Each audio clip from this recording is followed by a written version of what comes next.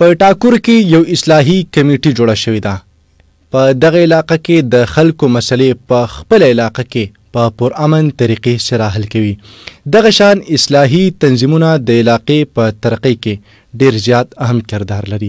په دغه هکله نور معلومات راکوي د شمال ریډیو نماینده نور زمان موسی خیل د ټاکور څخه. جی قدرمنو کتونکو اوریدونکو نور زمان موسی خیل دا وخت زه په ټاکورو علاقه کې موجود یم. قدرمنو کتونکو په ټاکورو کې دلته یو اصلاحي کمیټي جوړه شوې ده چې هغه د کمې مسلې چې راځي کمې ستونزې چې راځي په علاقه کې نو هغه په خپله درشل باندې دا خلک کیني او دغه مسلې حل کوي. زموږ سره نن موجود دی د هغې د دغې اصلاحي کمیټۍ یو ممبر موجود دی زموږ سره. د هغې سره خبرې اترې کوو چې هغه په دې اړه باندې څه نظر لري.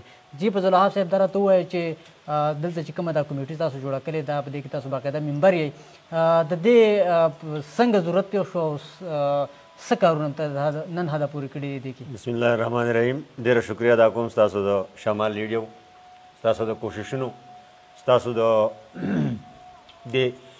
خلکو پسې ګرځېدو او د دې د ستونزې لټول ډېر زیات مشکور یم. شکریه ادا کوم. تاسو د کمیټۍ په حواله باندې خبره وکړه. زموږ کمیټي چې دا په 2014-15 کې جوړه شوې ده. تقریبا دا 3 کاله کېږي. دا په دې کې بهر نه څه داسې خبرې راغلې وې چې هغه بیا موږ د دې کلي په سطح باندې مناسب وګڼله چې موږ په دې کلي کې داسې اصلاحي کمیټي جوړه کړو چې هغه د بار مسلې موږ ته راځي چې هغه هم د خلکو سره دغه تنازعات د غرونو یا د شړو او خپل منځ کې دننه چې کوم د دې خلکو په خپل منځ کې تنازعات راځي چې هغه کچرو ته نه ځي او په هغې باندې خرچې نه راځي او تاواني کېږي نه. غریب خلک دی، خواریکه خلک دی. نو دغه سوچ موږ راواغستو او په هغې کې موږ د خپل 7 خاندانو نه تقریبا 8 خاندانو نه 2-3 کسان د هغې خلکو په دغه باندې راواغسته. موږ د هغې نه تقریبا 18 کسانو کمیټي جوړه کړې ده. دا دې خلکو ته په دې خپل کلي کې دا دغه کوي، دا فیصلې کوي او هغې د بار د عدالتونو کله کچېرو نه چې کوم دی نو دغه کوي منې کړي. کومې فیصلې چې تاسو وکړئ د کمیټۍ په ذریعه باندې د مسله حل کړی شي نو بیا د خلکو څه اعتراض یا د دې ځای کې د کوم فریق متعلق تاسو فیصله واوروئ نو هغې څه اعتراض نه کوي تاسو باندې؟ نو هغې ته خو دا اختیار شته دی چې اوس یو کس داسې وي چې هغه وایي چې دا زما دا فیصله نه شوې. هغې په های کورټ کې یا په دلته سیول کورټ کې دغه چیلنج کوي. نو دومره ده چې یاره موږ هغې له فیصله کوم ولیکو نو بیا پې موږ هلته هم ځو هغې بره د عدالت ته هم پې ځو چې یاره دې باندې موږ فیصله کړې ده. د دې سره سره تاسو چې کوم د عامې خلکو مسلې چې کومې حل کوئ دې نه علاوه د ترقۍ کارونه څه داسې کوئ که نه صرف؟ نه دې خو د ترقۍ کارونو څه خاص دغه نشته. دا خو هر یو پارټي دلته هغې په خپل ترو باندې کوي.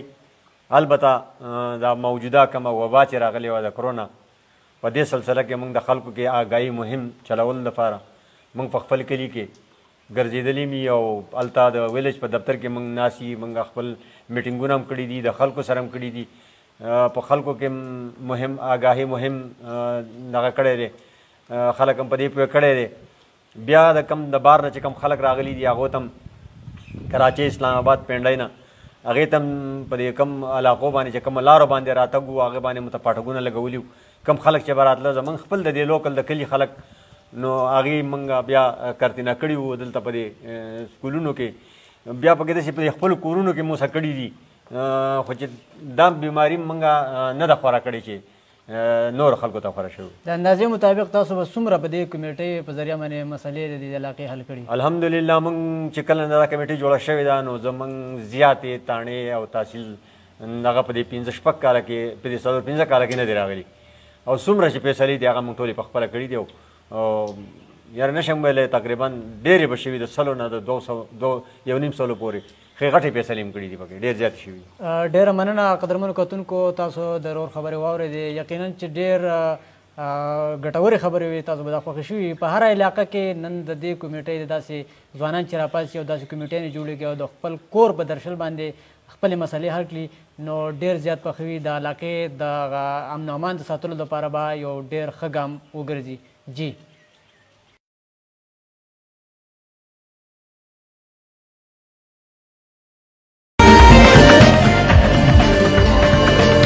جی دا نور زمان مساخیل چې موږ ته د ټاکور څخه ریپورټ راکاو.